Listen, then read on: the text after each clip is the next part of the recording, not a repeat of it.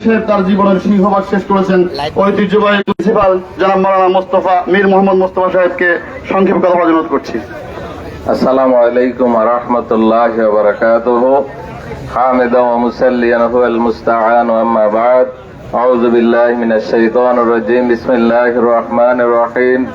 আল্লাযী খালাকাল মাউতা ওয়াল হায়াতা লিয়াবলুয়াকুম আইয়ুকুম আহসানু আমালান ওয়া হুয়াল আজিজুল গফুর। সাদাকাল্লাহুল আযীম। সম্মানিত উপস্থিতি, যে একদিকে প্রখর রৌদ্র, অন্যদিকে এই জানাজায় অনেক আলেম ওলামা বিজ্ঞজন সুধীজন উপস্থিত হয়েছেন। আসলে সংক্ষেপে বলবো, মাওলানা আব্দুল জাহিদ সাহেব কুতুবপুর ইসলামিয়া ফাজিল মাদ্রাসায় তিনি প্রায় 40 বছর সেখানে শিক্ষকতা করেন। সর্বশেষ সহকারী অধ্যাপক আরবি পদে তিনি যেই দুনিয়া থেকে চলে গেছেন, চাকরি এখনো তার আরো 2 বছরের মতো আছে। যে তিনি প্রায় বলতেন যে আমি মনে হয় আমার শরীরে যে অবস্থা, আমি মনে হয় চাকরি শেষ করতে পারবো না। ওনার দিলে জানা হয়ে গেছে, তবে তিনি অসংখ্য আলেম ওলামার ওস্তাদ ছিলেন। অনেক আলেম ওলামা কুতুবপুর মাদ্রাসায় তৈরি হয়েছে, এর বিশেষ কারিগরও তিনি ছিলেন। এবং আমার সাথে পারিবারিক এবং বন্ধু বান্ধব সম্পর্কের দীর্ঘ সময় ওনার সাথে কাটানোর সুযোগ হয়েছে। একজন যে কেমন ছিলেন, আসলে আমি বলার চাইতে আপনারা অনেকে অনুভব করেছেন তিনি কেমন ছিলেন। আসলে এই পরিণতি আমাদের সকলের গ্রহণ করতে হবে। আমি শুধু এতটুকু বলবো যে আল্লাহ পাক যে ওনার সন্তানদেরকে এবং পরিবার পরিজন ভাই বোন যারা আছেন এই ধৈর্য ধারণ করে আল্লাহ পাক যে তাকে যে তিনি যে কাজগুলো করেছেন, যে তারা এটার যে দেখাশোনা করবেন, এই পথগুলো অবলম্বন করবেন, যে তিনি এমন ভাবে চলাফেরা করতেন যে ফরাইতেন সব দিকে আলহামদুলিল্লাহ ওনার যথেষ্ট যে অবদান রয়েছে। সর্বশেষ আমি আল্লাহ পাকের কাছে এই কামনা করে আল্লাহ পাক তার মানুষ হিসাবে দোষ গুণ থাকতে পারে, আল্লাহ পাক তার গুনাহ খাতাগুলোকে ক্ষমা করে জান্নাতের মেহমান হিসেবে তাকে কবুল করে নিন। আমিন। ওয়া আখিরু দাওয়ানা আলহামদুলিল্লাহি রাব্বিল আলামিন। আসসালামু আলাইকুম ওয়া রাহমাতুল্লাহি ওয়া বারাকাতুহু। সম্মানিত উপস্থিতি, এই পর্যায়ে কথা বলার জন্য অনুরোধ করছি মরহুমের পরিবারের, মরহুমের ইমিডিয়েট ভাই, ইসলামী ব্যাংক বাংলাদেশের সম্মানিত এক্সিকিউটিভ অফিসার জনাব সানাউল্লাহ ভাইকে কথা বলার জন্য অনুরোধ করছি।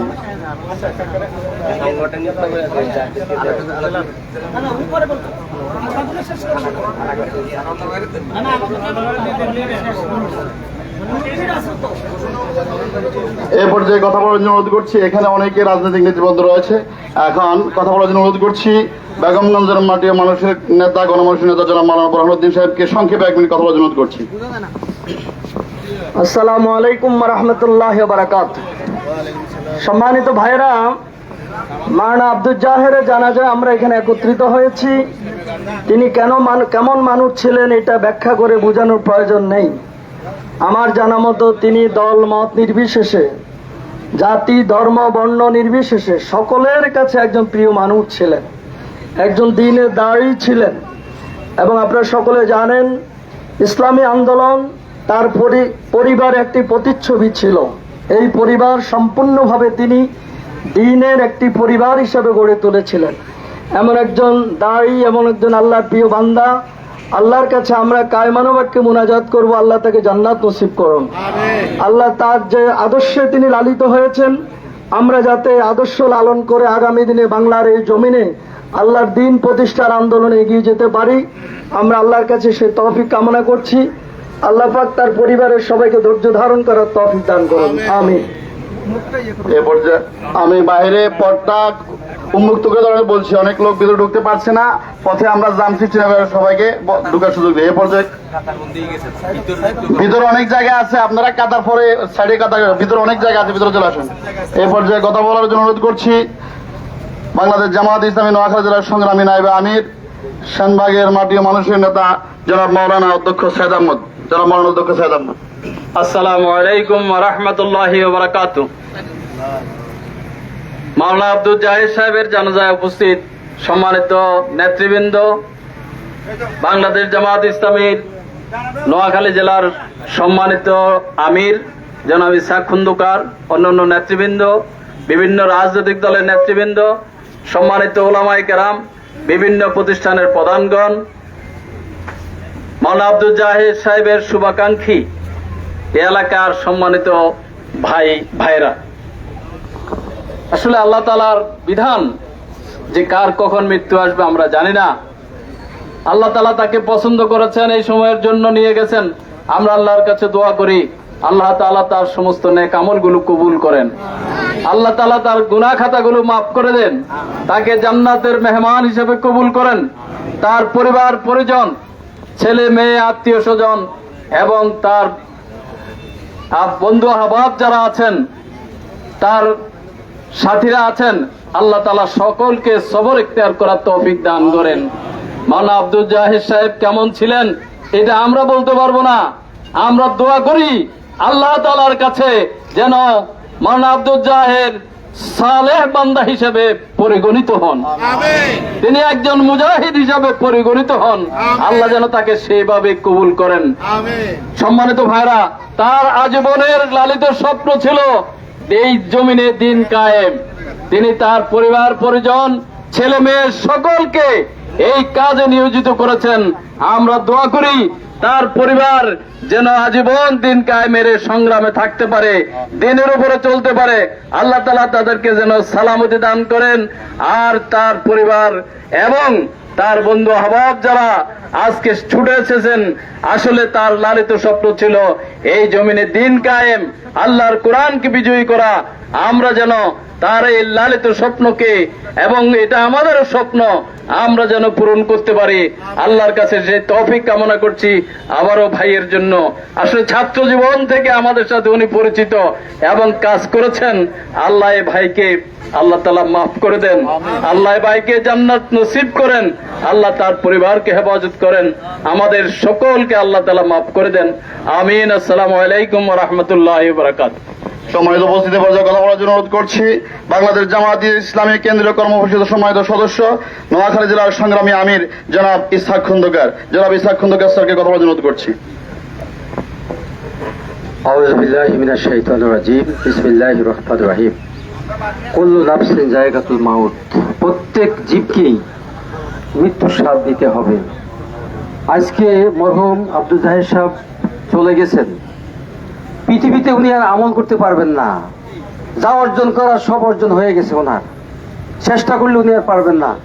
আমরা এখানে এসেছি এই শিক্ষাটা নেওয়ার জন্য। আমরা এই পথের পথিক, আমরা কতটুকু অর্জন করতে পেরেছি আলহামদুলিল্লাহ। আব্দুল জাহির সাহেব ওনার সারা জীবন আল্লাহর জমিনে আল্লাহর দ্বীন কায়েমের জন্য সংগ্রাম করে গেছেন। এটা ওনার কাজে আসবে। আজকে কবরে জবাব দেওয়ার জন্য এটা যথেষ্ট হবে ইনশাআল্লাহ, আমরা আশা করি।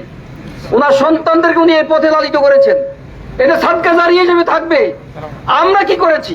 আমরা কি আমার সন্তানকে দিনের জন্য ওয়াকফ করতে পেরেছি? আমি আমার জীবনটাকে কি দিনের জন্য ওয়াকফ করতে পেরেছি? আমি কি ওই অর্জন করতে পেরেছি যার নবীজি বলেছেন? নবীজি বলেছেন তোমার নেকের পাল্লাটাকে ভারী করার জন্য যদি একটা সেজদা বাকি থাকে, ওই সেজদা না দিয়ে তুমি মরিও না। তোমার নেকের পাল্লাটাকে ভারী করার জন্য যদি একটা খেজুর দান বাকি থাকে, ওই খেজুর দান না করে তুমি মরিও না। তোমার নেকের পাল্লাটাকে ভারী করার জন্য যদি একটা তাসবিহ পড়া বাকি থাকে, ওই তাসবিহ না পড়ে তুমি মরিও না। বন্ধুরা, আমি আপনাদেরকে অনুরোধ করব, আমি সহ আমরা চেষ্টা করি যাতে করে পুঁজি নিয়ে আমরা কবরে যেতে পারি। এই জন্য আমরা এখানে এসেছি, এই শিক্ষা নেওয়ার জন্য আর এই মাইয়াদের জন্য দোয়া করার জন্য। আল্লাহ যেন ওনার সকল নেক আমল কবুল করে নেন, এবং জীবনে যদি কোনো গুনাহ করে থাকেন আল্লাহ যেন ওনাকে ক্ষমা করে দেন, জান্নাতের উচ্চ মাকাম যেন উনিকে দান করেন, এবং ওনার শোক সন্তপ্ত পরিবার পরিজনকে যেন আল্লাহ সবরে জামিল বকশিশ করেন। আসসালামু আলাইকুম ওয়া রাহমাতুল্লাহ। এই পর্যায়ে কথা বলবেন মরহুমের শ্বশুরের দিকের আত্মীয় অধ্যক্ষ মাওলানা ওয়ালিউল্লাহ। আসসালামু আলাইকুম রহমতুল্লাহ বারকাত। আমি ওনার ভাইদের মধ্যে শালার মধ্যে বড় শালা, উনি আমার বগ্নির মধ্যে তো বড় বগ্নিপতি। আমরা কখনো বগ্নিপতি ভাবি নাই, উনিও বগ্নিপতির মতো চলেন নাই। আমার সাসারা দুজন ছিল, মনে হতো যেন ওনাদেরই জামাই। আমার শ্বশুর বাড়ি ওনার শ্বশুর বাড়ি ছিল। উনি এরকম কোয়ালিটির মানুষ ছিল। আমরা সকলেই জানি উনি কেমন ছিল। আজকের এই অসংখ্য আলেম ওলামার উপস্থিতি প্রমাণ করে তিনি কেমন দেওয়া লোক ছিলেন। তা আমি সকলের কাছে বিনীত অনুরোধ করব,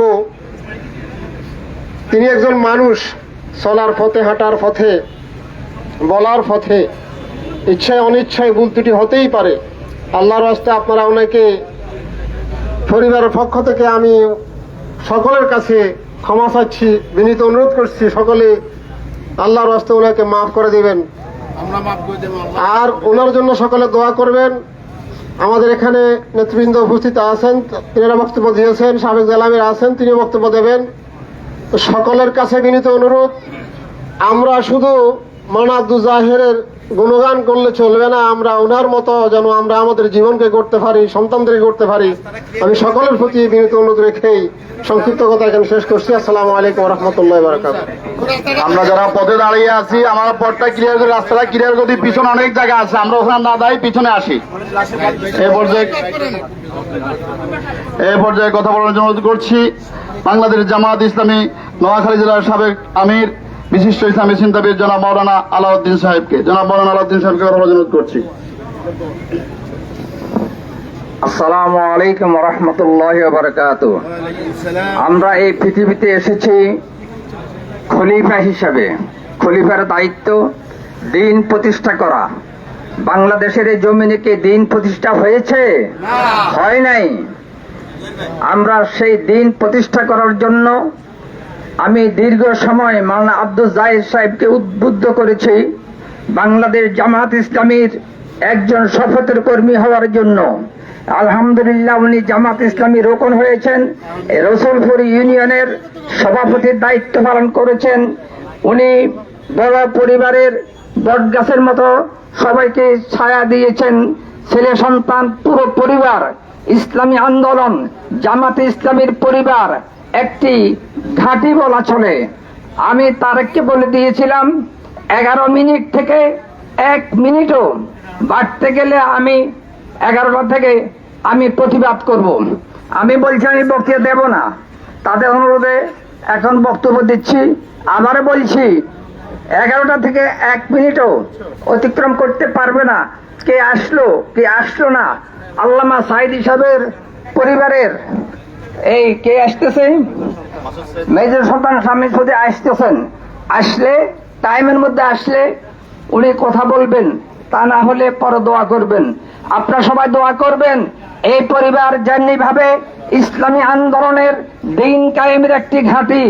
আমরা প্রত্যেকেই আমাদের পরিবারকে দিন পরিবারের ঘাঁটি যদি বানাতে পারি, বাংলাদেশের এই জমিনে কোরআন প্রতিষ্ঠা হবে ইনশাআল্লাহ।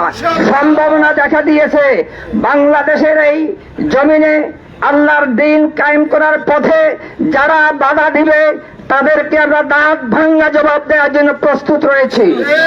সর্বশেষ আল্লাহ তাআলার কাছে কামনা করছি, রব্বুল আলামিন মাওলানা আব্দুল জাহেরের সমস্ত গুনাহগুলি মাফ করে দিয়েন। দীর্ঘ সময় থেকে উনি অনেক কষ্ট করেছেন। আমি বারবার বাড়িতে এসে ওনাকে পরামর্শ দিয়েছি কিভাবে চলবেন, কিভাবে কি কাজ করবেন। আল্লাহ তাআলা তার ফয়সালা, নির্ধারিত ফয়সালা অনুসারে তাকে নিয়ে গেছেন।